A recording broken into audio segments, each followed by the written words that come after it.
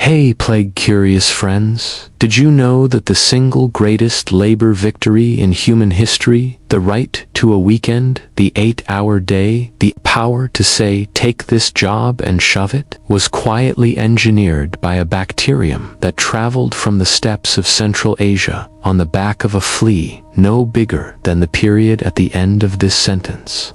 It is the summer of 1348. A Genoese galley limps into the harbor of Messina, Sicily.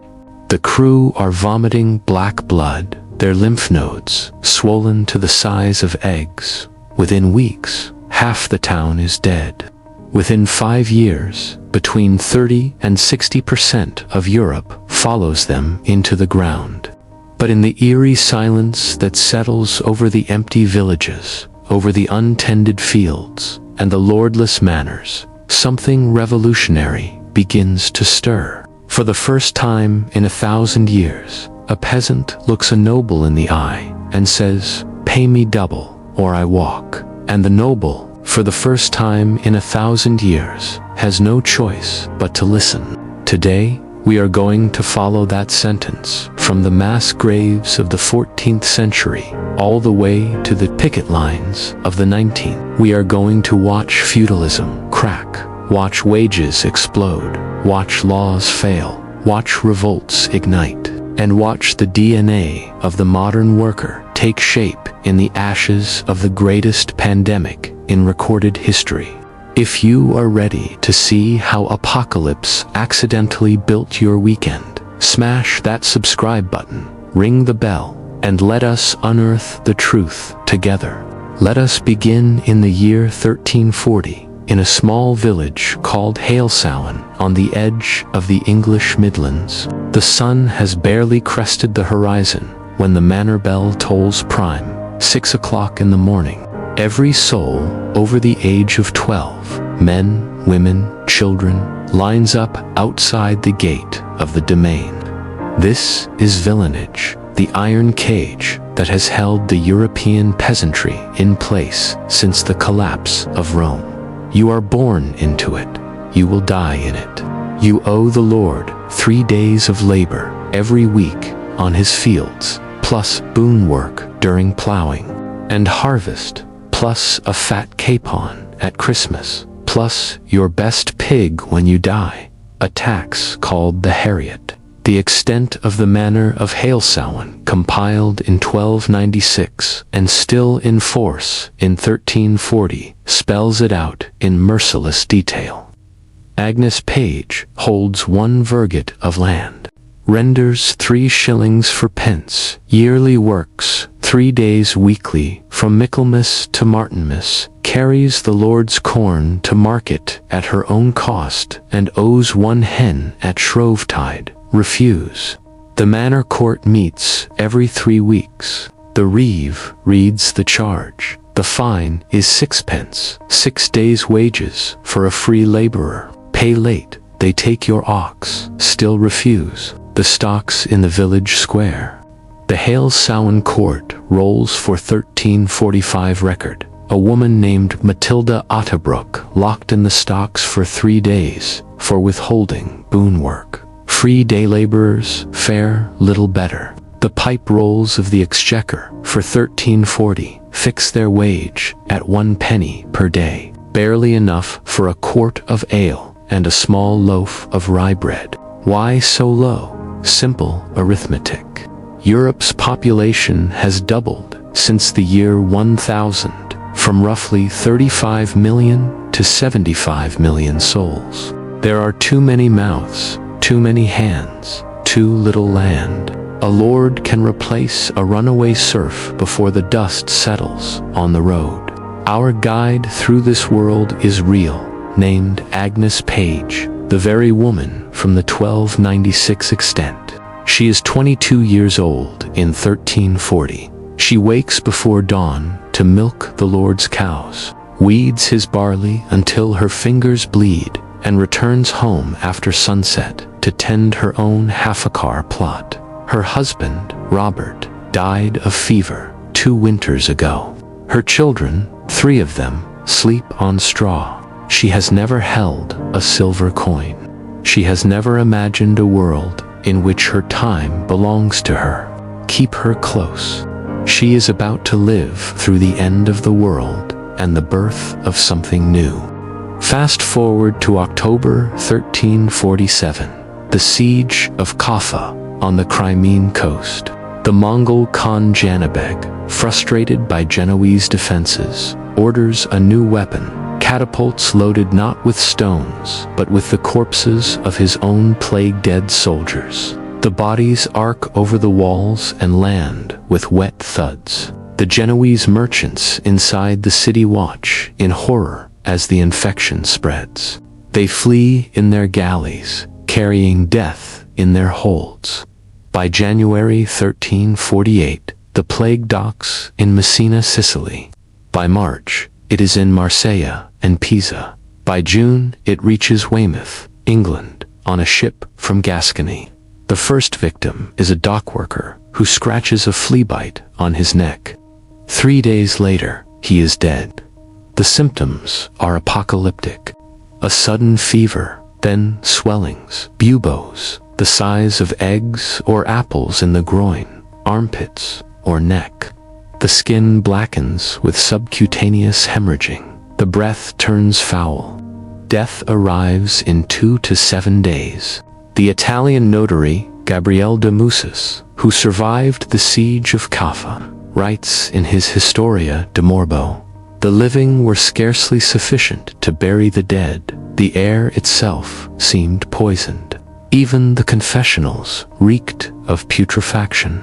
In Florence, the chronicler Marchione di Capo, Stephanie records, "No one could be found to carry the dead to burial. Fathers abandoned children, wives their husbands." In Siena, Agnolo di Tura buries his 5 children with his own hands. The city became an immense grave. "I placed them in the pit and covered them with a little earth." In England, the Chronicle of Henry Knighton, a canon of Leicester Abbey, logs the horror parish by parish. In the village of Yarmouth, 7,000 die. In Bristol, the living throw the dead into the River Avon because the churchyards are full. The Bury St. Edmunds Chronicle counts 800 dead in a single week. Priests die mid-sacrament. Their unfinished Latin scrawls end in blotches of ink. By 1351, the plague has burned through Europe in 3 great waves. The demographic ledger is staggering. The poll tax returns of 1377, England's first attempt at a national census, show villages missing 40 to 60% of their hearths. The Italian city-states lose half their populations. France, Germany, Spain, everywhere the same. Conservative estimates, 25 million dead, high-end, 40 million. Europe's population collapses from 75 million to somewhere between 35 and 50 million souls. Back in Halesowen, Agnes Page watches her world die. Her mother drops first, coughing black phlegm. Her father follows 2 days later. Her youngest brother, William, aged 10, lasts 4 days. Her sister, Joan, survives the buboes, only to succumb to septicemic shock. By the end of August 1349, Agnes is alone on the family vergate. The Lord Steward himself, coughing blood, rides up on a sway-backed horse. The domain is empty, he rasps. "Reap the wheat, or we all starve." Agnes looks at the endless golden fields, at the empty cottages, at the steward's trembling hands. For the first time in her 29 years, she names her price, 6 pence a day, and meals. The steward nods. He has no choice. Spring 1350, the plague recedes, but the world it leaves behind is unrecognizable. Fields lie fallow for lack of hands. Oxen wander untended. Livestock fattens on unharvested grain. Lords wake to a nightmare. Labor scarcity on a continental scale. The court rolls of Walshamlow Willows in Suffolk record the first cracks. In May 1350, William Peasants Reaper refuses to serve unless paid for pence per day, where formerly 1 pence sufficed. In June, John Ottagrana demands 5 pence and a midday meal of bread, ale and pottage. By harvest, the going rate is 8 pence plus food, 8 times the pre-plague wage. Agnes Page, now 30, becomes a migrant worker. She walks from Halesowen to the Manor of Dudley, 10 miles away, where the steward offers 6 pence. She walks on to Worcester, where another offers 7. By Michaelmas, she is earning 9 pence a day, more in a week than her father earned in a month. The manor court tries to fine her for leaving service without license. The reeve writes the charge, but there is no one to serve the summons. The stocks stand empty. The phenomenon is applied. In Essex, the sessions of the peace rolls for 1350 to record hundreds of cases of labourers demanding excess wages. In Yorkshire, the assize rolls show threshers refusing to work for less than 6 pence. In Flanders, the great weaving towns of Bruges and Ghent see artisan wages triple.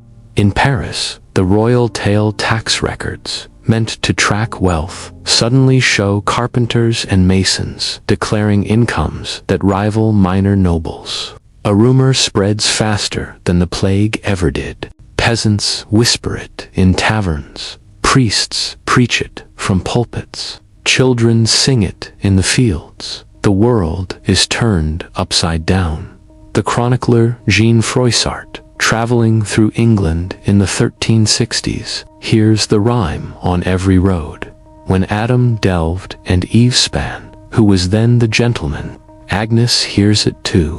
One evening in 1351, she sits by the fire in a Worcester barn with a dozen other migrant reapers. A wandering priest named John reads from a forbidden Wycliffe tract, "God made all men equal. It is man who made bondage." Agnes, who has never held a book, feels something shift inside her chest. She is no longer a villain. She is a worker, and workers, she realizes, have power.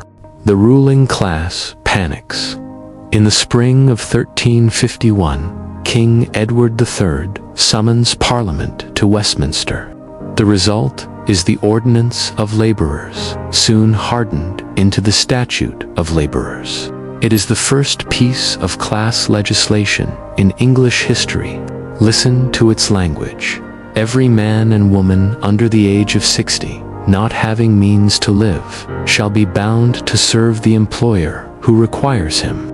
No one shall pay or promise more than the wages accustomed before the pestilence. Artisans shall be sworn to use their craft at the same rates as before. Those who refuse shall be committed to jail. Fugitive serfs shall be branded with the letter F on the forehead. The statute is posted in every market square. Justices of the peace are empowered to enforce it. In theory, the old order is restored. In practice, it collapses within months. The Essex Sessions of the Peace for 1352 issue over 1,200 presentments for excess wages. How many are collected? Fewer than 50. The Yorkshire Assize rolls for 1353 record 400 cases of labourers wandering without license. Convictions, 18. The fines are ignored. The jails are empty. The brands gather dust. Why? Simple. There are not enough enforcers left alive. The plague killed the sheriffs, the constables, the manor reeves. The survivors are too busy harvesting their own fields to chase runaways. By 1360, economic historians like John Hatcher calculate that real wages for building craftsmen in southern England are 140% above 1346 levels. Agricultural day rates are 200% higher. A reaper in 1365 earns in 3 days what his grandfather earned in a month. Guilds, once sleepy craft associations, begin to flex. In London, the journeyman cordwainers, shoemakers, petitioned the mayor in 1387. No man shall be compelled to work after the bell of curfew. The day's labor ends at sunset. It is the first recorded demand for shorter working hours in European history. Agnes Page, now 38, joins a secret threshers pact in the Midlands. They meet at midnight in abandoned barns. Their oath, we reap till sunset, no more. We take no less than 8 pence. The lord of the manor caves within a week. He has wheat rotting in the fields, and no one else to harvest it. The tension builds for 30 years. The Statute of Labourers is reissued in 1360, in 1370, and in 1376, each time ignored. Wages keep rising. Landlords try to reimpose labor services. Tenants refuse. The Black Death's demographic wound is a gift that keeps giving. Then, in 1380, Parliament imposes a new poll tax, 1 shilling per head, rich and poor alike, to fund wars in France. It is the 3rd poll tax in 4 years. The peasantry has had enough. June 1381, the Peasants Revolt explodes. It begins in Essex and Kent, spreads to London, Suffolk, Norfolk, Yorkshire. The leaders are men whose names echo through history. Wat Tyler, a Tyler from Kent. John Ball, the radical priest. Jack Straw, identity unknown. Their manifesto, recorded in the Anomaly Chronicle, is breathtaking. We demand that there be no bondage after this day, that all men be free and of one condition, that no man work more than is necessary for his sustenance. On June 13th, 50,000 rebels march into London. They burn the Savoy Palace of John of Gaunt. They behead the Archbishop of Canterbury on Tower Hill. At Mile End, the 14-year-old King Richard II meets Wat Tyler. He promises charters of freedom, abolition of serfdom, and a free pardon. 2 days later, at Smithfield, Tyler rides to parley again. He demands a new social order. No lords, no bishops, only the king and the commons. A scuffle breaks out. The mayor of London stabs Tyler in the neck. The revolt is crushed within weeks. Tyler's head ends on a pike. The charters are revoked, but the idea survives. The revolt fails, but villanage is mortally wounded. The court rolls of the 1390s show labor services commuted to money rents on manor after manor. By 1450, the historian Christopher Dyer estimates that 90% of English tenancies are copyhold, fixed rents, inheritable, no labor dues. Agnes Page, now 53, stands in the Halesowen Manor Court in 1385. The steward hands her a parchment for 12 pence yearly. The verdict is yours to work as you please, heritable to your heirs. She signs with a cross. Her granddaughter, little Joan, aged 8, watches and learns to read the words. The Black Death's demographic shock reverberates for centuries. The English economist Michael Poston calls it the Great Watershed. Wilhelm Abel charts a golden age of the laborer from 1350 to 1500. Real wages peak in the 1470s at levels not seen again until the Industrial Revolution.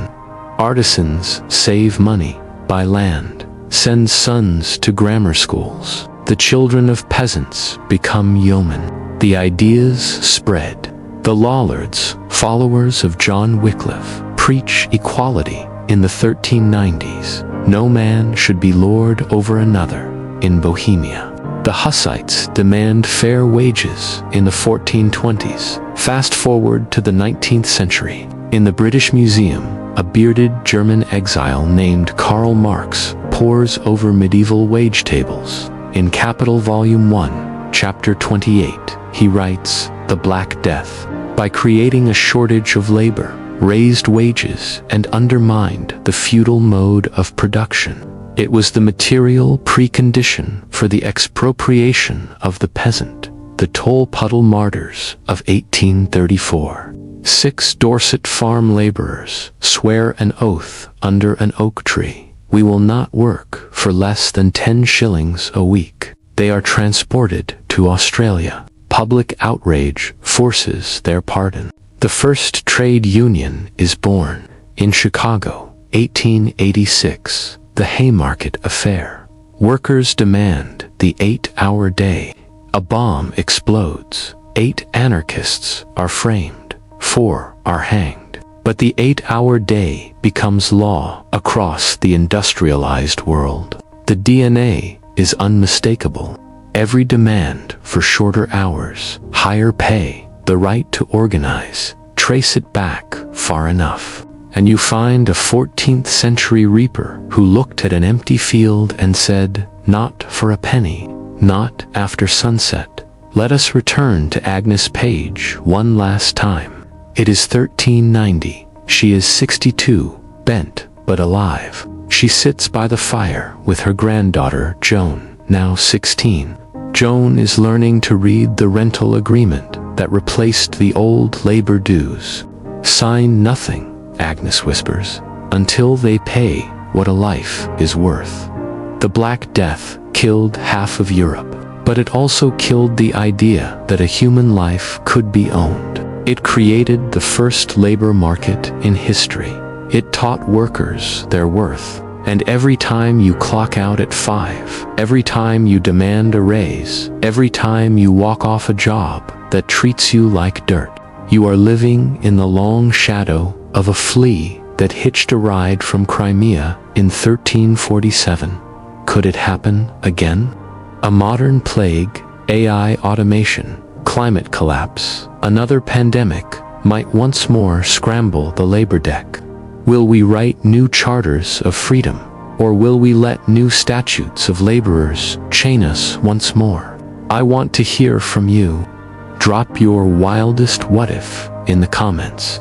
What labor right do you think the next great crisis will force into existence? If this journey from mass graves to picket lines lit a spark in your soul, smash that subscribe button. Share this video with a friend who thinks history is just dusty dates, and let us keep unveiling the past together. Next time, we dig into another secret. Until then, stay curious, stay rebellious, and remember, the weekend you are about to enjoy was paid for in 14th century blood. See you in the next grave, I mean, video.